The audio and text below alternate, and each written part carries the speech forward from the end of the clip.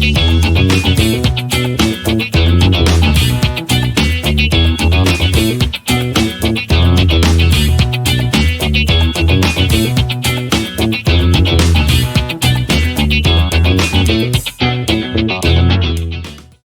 everyone, welcome to another episode of the Team Check-In. I'm your host Emre, and oh do we have something special for you today.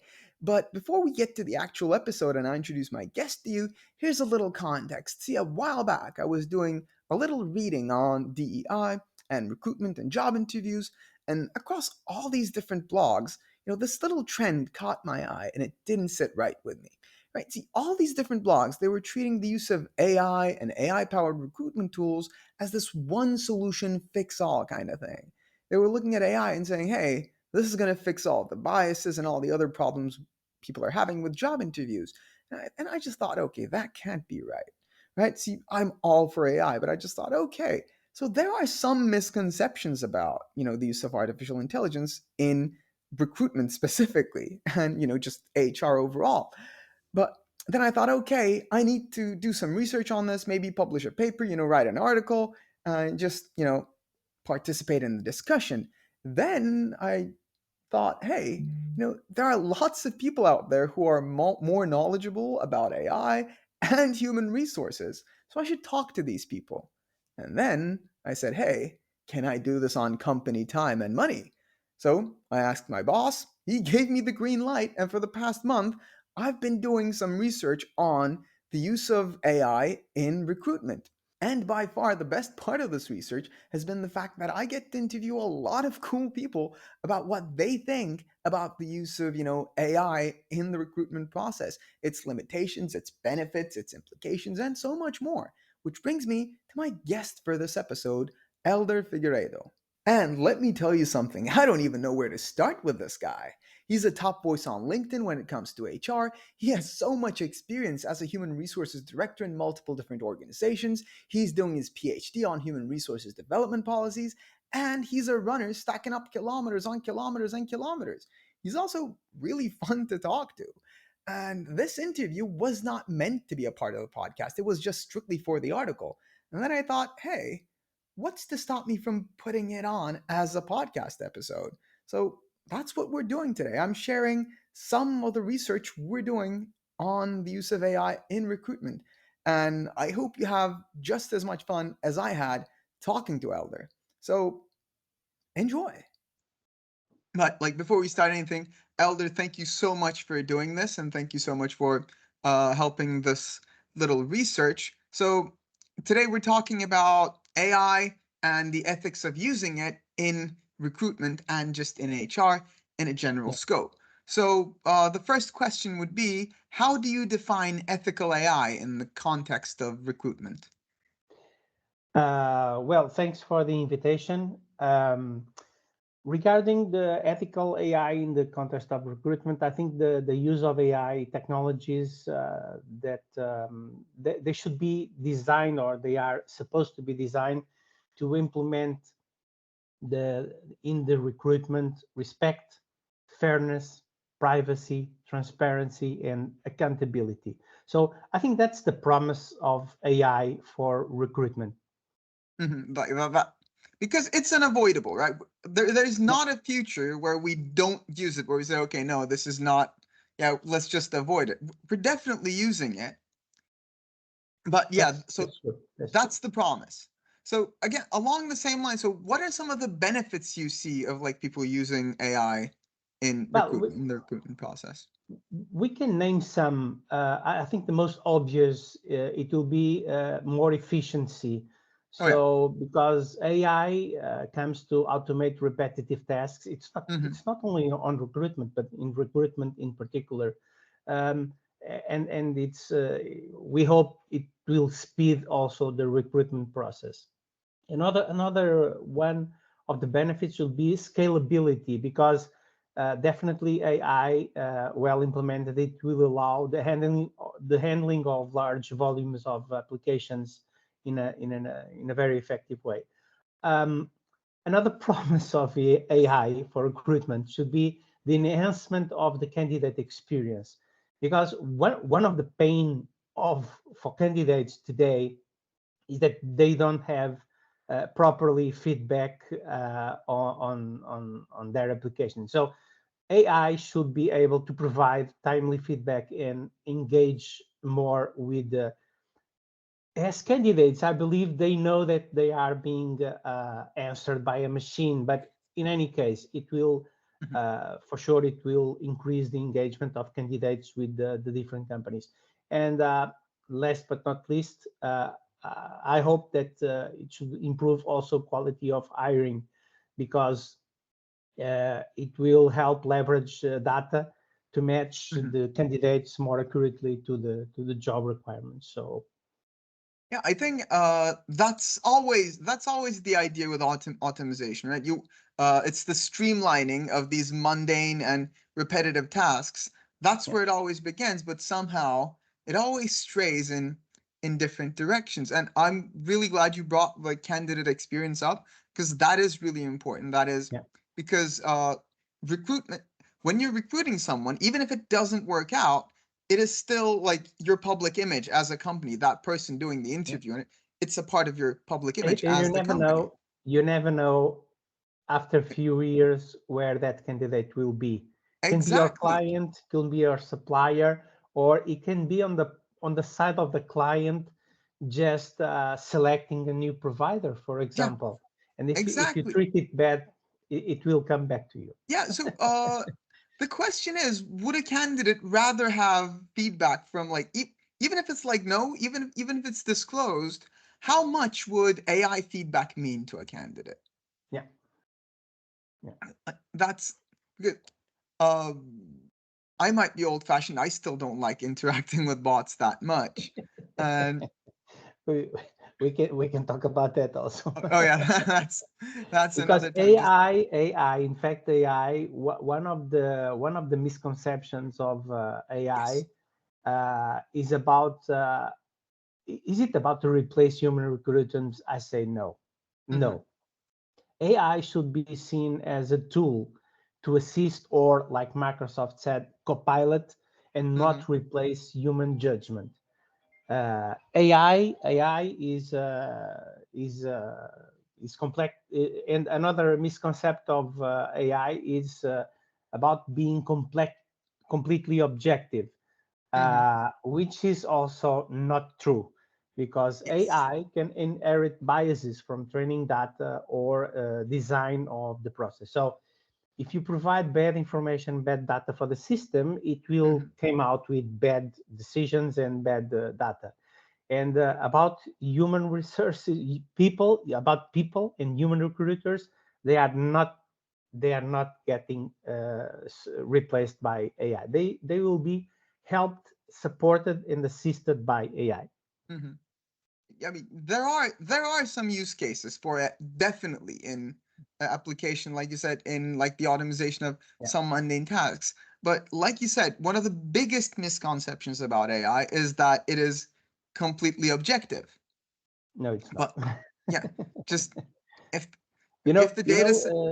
there are already scientific studies Mhm. um, that the researchers, they provide bad information to the system, and the system become mean. Mhm. So it's like, it's what you feed the system, that's what you get from the system.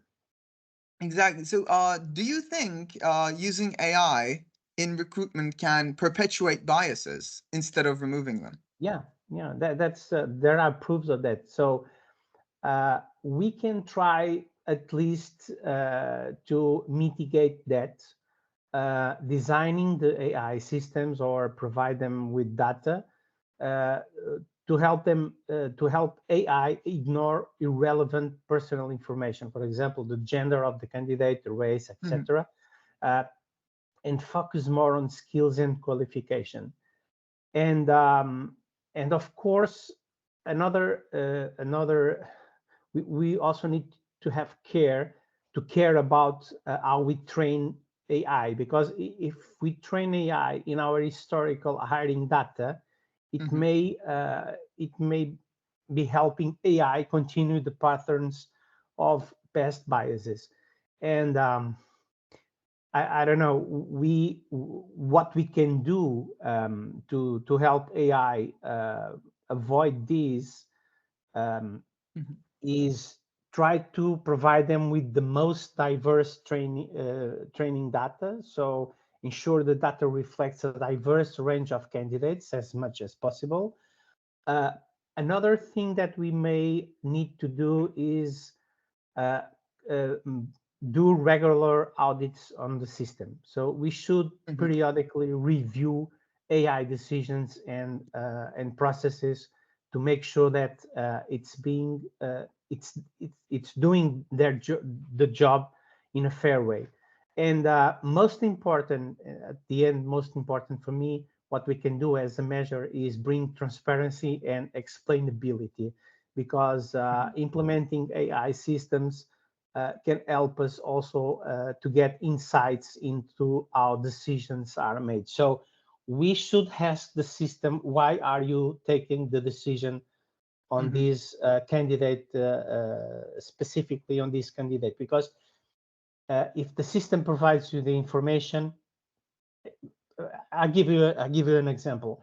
If if I go to Bing from Microsoft and I ask for something, I can ask also to the system that, okay, you give me the information, you put everything together, you summarize it, but at the end, I want to know where did you get the information, and the system Mhm. gives you the links to the information it explored on internet or wherever, and I think we should be able to work with the recruitment tools, AI-driven recruitment tools, with this mindset also. So do help me do the decision, but explain what was the rationale Mhm. you had behind that decision.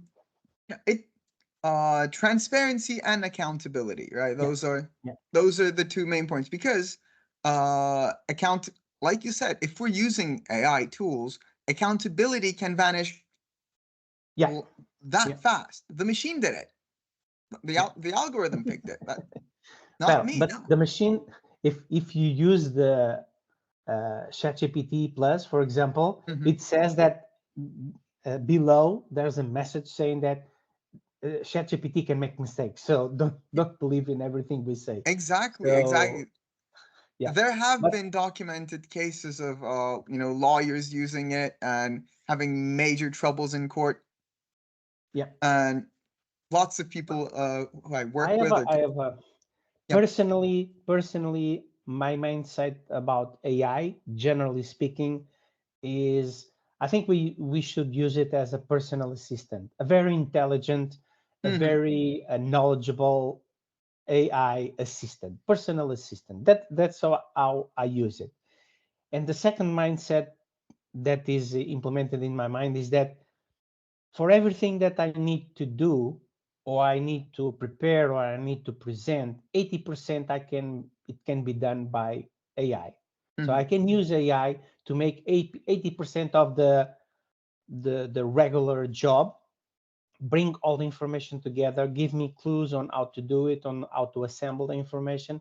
But then we need to put some human intelligence on top of it.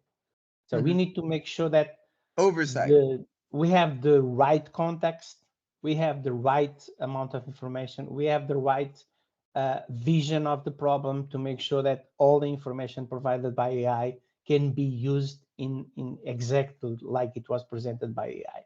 So I use the concept of 80-20. So 80% done by my personal assistant called AI, Mhm. whatever it is. And then 20% of my human capability, my human innovation, my human sensibility, my human touch, So we should put our human touch on top of that. But it's very interesting because if you think like this, that 80% is done, or we will not have we will have less and less the fear of the blank page when you are asked to do something. So if you can surpass that blank page fear, so Mhm. 80% is done, so then we can leverage much more knowledge, much more competencies on top of that. It works generally speaking, but I believe it will work in recruitment also. The case that really inspired this research was I was looking into what people were talking about trends in DEI and different DEI initiatives.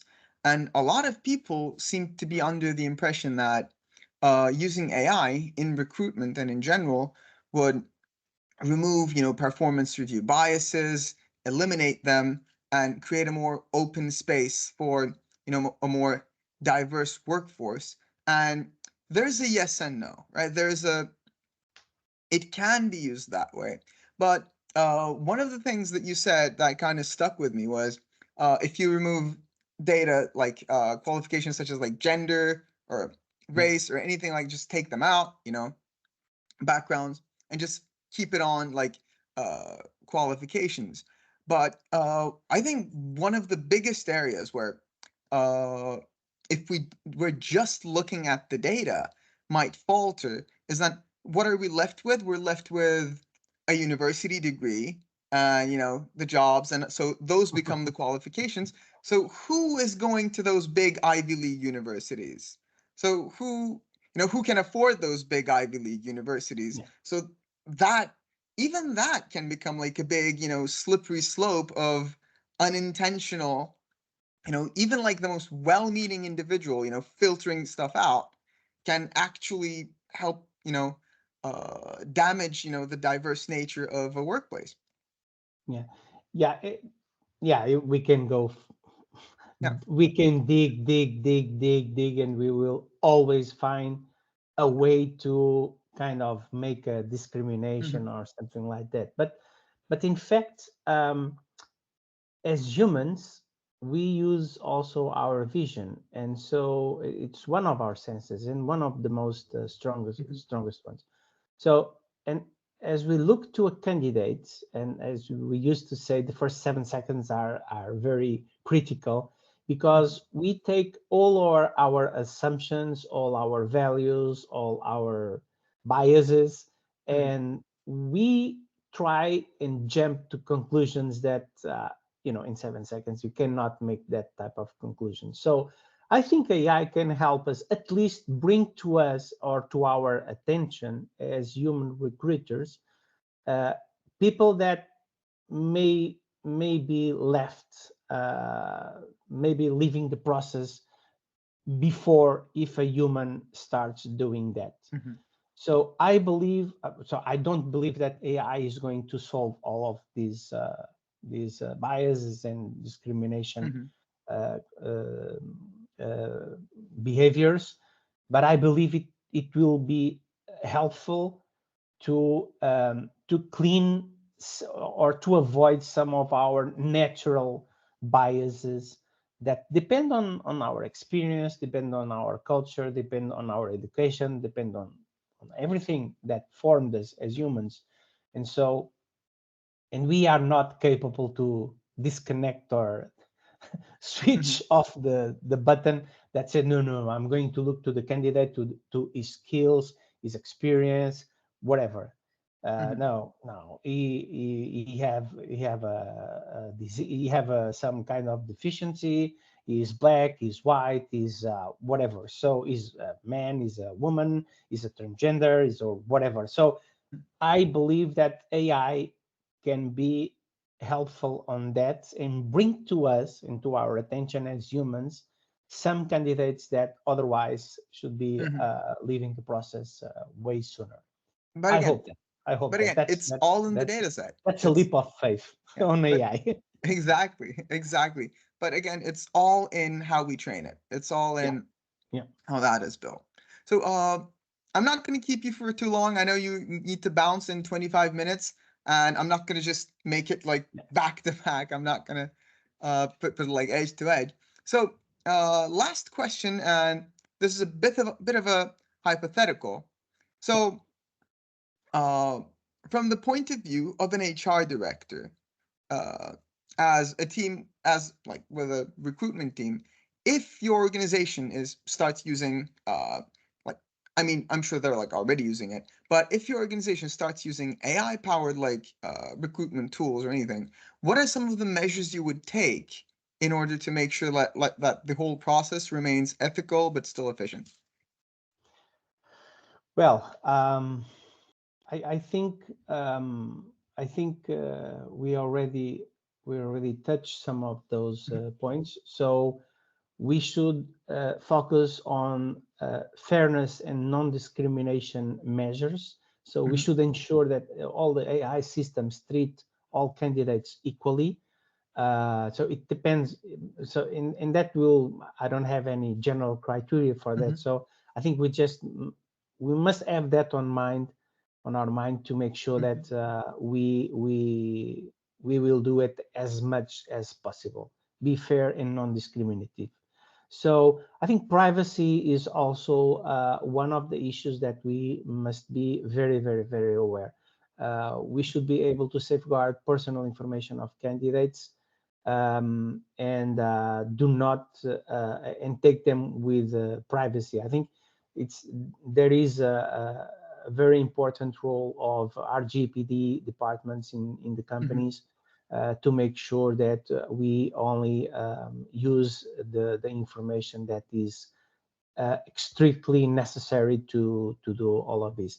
And last, we already discussed about transparency and accountability. So we should be able to at every time being clear about how AI is being used in the mhm, company and who is responsible for its outcomes. So there's no such thing as the system said. mhm. There is no such thing. So the system says what humans put inside or what Exactly. humans train the system on. So again, I remind you that there are researchers already proving that if you provide bad data to the system becomes Mhm, mean. And let me tell you, one of the researchers, then they tried to fix the system and it became worse, yeah, because the system understood that, oh, you are trying to change me, and it became worse. So it's very critical that and in that case you just have to do you I think you may have seen on the news that DPD, a logistics company, so they had an intelligent chatbot, and at one time during an interaction with a client, the chatbot just started saying bad things about the company of the chatbot, so they had to switch it off. And that's how it works. So every time a system becomes mean or yeah, start doing things that it's not supposed to do, you better delete it. yeah, Just delete it. yeah. It just again, So yeah, lots of auditing, lots of human oversight. yeah. I know in particular. So I'm from Portugal, and in Portugal, our courier national company, CTT, they implemented also an intelligent chatbot using AI, and they have a small team of people just overseeing what the system is doing. So they define a few criteria, and based on some criteria, they are really looking at the answers of the system to the clients, because the system is interacting with the clients, direct clients outside the company. So, and again, they are monitoring the system regularly with some criteria that they define. So if you see these, or if the percentage of the satisfaction of the client at the end is below a certain level, so we Mhm, need to go there and see the answers and train the system to have better data, to have better answers. So I think in the next coming years, while we are implementing these artificial intelligence systems, we should definitely be doing that. So it's not because I give you an example. The other day, I used one of the image generators mhm, system to bring an image, to create an image for me. And at the end, I came with one person with three legs, and I said, "Okay, this is not correct. So you should look at that and you should look at the outcome that AI is providing, Hmm. because even with the good prompt, it can make some Yeah, mistakes. And I was preparing a presentation yeah. to a certain public. And if I didn't look at the picture, I will be presenting a picture with a woman in an office. So Hmm. there are a lot of people, but one of the person had three legs, There you clearly three go. legs. There you I go. think there's no such thing Yeah, yet. there you go. Like you said, it is a personal assistant and it is an incredibly Yeah, impressive and capable personal assistant. yeah, But every once in a while, you can't take the word of your personal assistant as gospel. You need to, yeah, yeah. your input has to be there. Elder, thank you so much for doing this. It was a pleasure having you on board, and it was really nice to meet you and chat with you sitting in your library. That's awesome. Okay, this is my office, my home Yeah, office. awesome. Thank you Again, for the invitation. It was a pleasure to work and to study about these topics, and I hope you can use it and let awesome. me know I when will. you when I you publish definitely it. will. See, I told you it would be a different episode. And hey, thanks for coming on this journey with me. I still have a lot of cool people to talk to and a lot of research to do, but I promise I will share all these different steps with you because I think they're really cool. And if you stuck around this far, I think you think they're pretty cool too. But hey, you know the drill. If you're listening to this on iTunes, Spotify, or wherever you find podcasts, please leave us a like and subscribe. It really helps the show out. And if you're curious about what Teamflect is, if you want to schedule a free demo, you can always use the link in the description. This has been the Team Check In. Bye bye.